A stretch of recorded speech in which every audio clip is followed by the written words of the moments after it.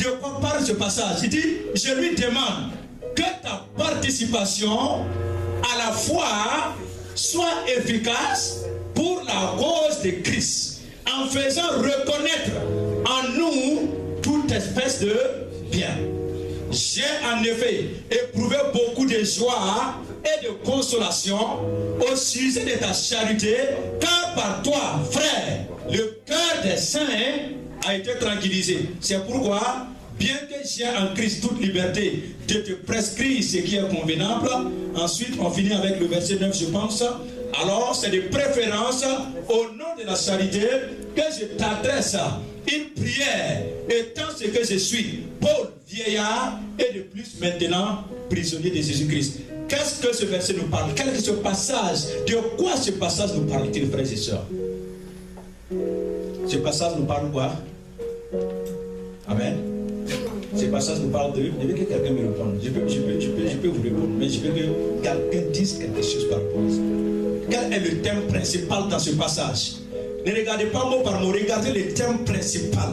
Quel est le thème principal? La foi. Amen. Donc, ce passage nous parle de la foi. Amen. Si vous avez des sujets, d'autres personnes peuvent dire beaucoup de choses. Il y a beaucoup de choses. D'autres personnes peuvent... Ça dépend. Quelle est l'idée principale dans ce passage? L'idée principale, c'est Paul en écrivant à Philémon.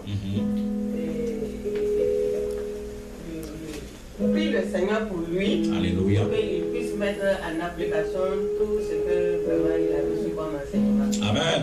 Donc ça c'est l'idée principale. Maintenant quand vous voulez dire le thème principal, de quoi parle ce passage? Ce passage parle de la foi. Alléluia. Et maintenant nous allons passer à la deuxième étape. Qui sont les personnes qui sont révélées dans ce passage? Qui sont les personnes? Nous voyons que dans ce passage, Paul parlait à qui? À Philémon. Donc nous devons nous poser, qui est Philémon? Nous devons nous poser cette question. Qui est-il? Quand la Bible me dit Philémon, qui est-il? Et qui parle? C'est Paul qui parle. Alléluia. Donc nous devons nous poser beaucoup de questions qui vont nous amener à avoir la révélation de la parole de Dieu. Parmi ces 3 ou 4 versets-là, quel est le verset principal? Quel est le verset qui me saisit le plus quand je lis ce passage? Quel est le verset qui me saisit le plus? Nous sommes là ce matin. Amen. Quel est le verset qui me touche le plus? Alors, nous voyons, et ici, c'est un verset qui me parle donc de la foi. Alléluia. Je vois ici aussi qu'il y a des épreuves. Paul a parlé donc de la joie qui s'est manifestée dans son épreuve. Et nous voyons ici qu'il a parlé de la liberté. Et nous voyons ici qu'il a parlé donc étant prisonnier de Christ. Quel est le verset dans tout ça qui me touche? J'ai choisi un verset et ça peut être relatif. Quelqu'un d'autre peut dire le verset 6 c'est le plus important pour moi. Quelqu'un d'autre peut dire le verset 7, le verset 8, le verset 9. Mais tout dépend de ce que le Saint-Esprit veut te révéler ce jour-là.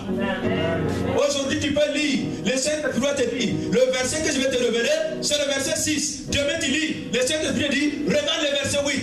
Donc tout dépend de ce que le Saint-Esprit veut te révéler à l'époque, au moment de ta lecture. Amen. Et aussi basé sur ce que toi tu es en train de traverser, basé sur ces circonstances. Parce que le Saint-Esprit ne parle pas sans avoir étudié d'abord notre circonstance. Amen. Alléluia. Amen. Après que je me pose ces questions, après que le Saint-Esprit me donne ces versets, alors je vais donc avancer. Je vais dire, alors, est-ce qu'il y a-t-il un péché ici pour lequel je dois me repentir? Je compare ma vie à la vie de Paul ou à la vie de Philémon. Peut-être que, alors j'ai abandonné la foi, mais je vois que Paul a dit que lui, dans ses tribulations, il a été fait prisonnier de Christ. Mais lui, il trouve sa joie donc dans toutes ces choses-là, toutes ces tribulations. J'ai dit, Seigneur, j'ai abandonné ton œuvre parce que ceci et ceci s'est passé dans ma vie. Je dois me repentir. Alléluia. Je dois me repentir et je dois demander, Seigneur, aide-moi à avancer. Si j'avais abandonné, Seigneur, je vais reprendre à agir. Je vais commencer, je vais aller de l'avant. Je vais être comme Paul. persécuté, il n'a jamais abandonné. Oui, on l'a insulté, il n'a jamais abandonné. On l'a emprisonné. Il dit, écoutez, c'est moi, Paul, je suis emprisonné. Mais ce n'est pas l'évangile qui est emprisonné. Beaucoup de gens, nous souffrons à cause de l'évangile là. Et nous osons abandonner parce que nous ne voulons pas prendre les souffrances. Mais nous voyons que Paul, il a dit que même moi aujourd'hui, je suis prisonnier de Christ. Il dit qu'il est vieillard. Mais il était quelqu'un qui était dévoué pour Christ. Nous devons être comme Paul. Je dis, Seigneur, aide-moi pour cela. Alléluia. Et j'avance. Et je dis maintenant, est-ce qu'il y a un commandement ici que je dois obéir? Oui, bien sûr, il y en a. Nous voyons les instructions de Paul qu'il donnait à Philémon. Paul a parlé à Philémon. Il lui a donné des instructions. Alléluia. Donc, il a d'abord apprécié Paul et Philémon. Et il a dit que par toi, le cœur des saints a été tranquillisé. Donc, je vois, Seigneur, donc moi aussi, je dois être un instrument que tu dois utiliser comme tu as utilisé Philémon pour tranquilliser le cœur des saints. Alléluia. Et je prie, je dis, Seigneur, aide-moi à être comme Philémon.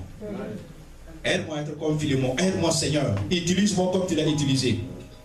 Maintenant, je regarde dans le passage. Est-ce qu'il y a une promesse que je dois réclamer à ces lieux? Est-ce qu'il y a une promesse dans ce passage pour lequel je dois proclamer et dire, Seigneur, je veux que cela soit fait dans ma vie? C'est ça les promesses de Dieu. Elles sont oui, elles sont amen. Les promesses de Dieu ici, c'est que Dieu a dit qu'il ne nous abandonnera jamais, même quand nous sommes prisonniers. Quand je me sens seul, je commence à proclamer cela. Je dis, Seigneur, Paul a été dans la prison, il n'a jamais pensé que tu l'as abandonné. C'est pourquoi je proclame cela, je proclame, je réclame cela dans ma vie. Et je proclame que quelle que soit la prison dans laquelle je suis, je vais sortir et je vais prêcher l'évangile au nom de Jésus. Quelle que soit la prison spirituelle dans laquelle je me trouve, Seigneur, je vais sortir, je vais annoncer ton évangile, je vais prêcher ton évangile. Mon frère, ma soeur, si tu mets en pratique ces choses, tu vas voir que le Seigneur va te révéler sa parole. Et tu seras surpris. Un jour, quand tu vas t'enseigner, quand tu vas t'arrêter ici ou quelque part pour enseigner la parole de Dieu, tu verras que les gens auront la révélation de Dieu. Donc, voici ma prière. Que le Seigneur vous bénisse ce matin. Que le Seigneur nous accorde la grâce d'avoir cette révélation ce matin. Dans le nom puissant de Christ Jésus. Et que comme Paul a prié pour les Éphésiens, nous prions ce matin. Je prie au nom de Jésus. Que la révélation soit donnée à cette église dans le nom puissant de Christ Jésus de Nazareth. Que le Seigneur nous aide afin que nous puissions être des hommes et des femmes qui ne marchons pas seulement sur le noir et le blanc, mais qui marchons selon la révélation de la parole du Seigneur. Et c'est ça ce que le Seigneur veut. Alléluia. Qui est là aujourd'hui et peut me dire que ce passage, je n'ai pas compris. Nous voyons, nous avons étudié et je pense que tout le monde a compris ce message. Donc ma prière est que le Seigneur nous aide. Si tu es vraiment dans la joie ce matin, tu acclames le Seigneur. Et je te remercie. Et je veux que, oui, bien plus, je veux que tu te mettes à pratiquer ce que tu as entendu aujourd'hui. Alors que le Seigneur vous bénisse au nom de Jésus. Que le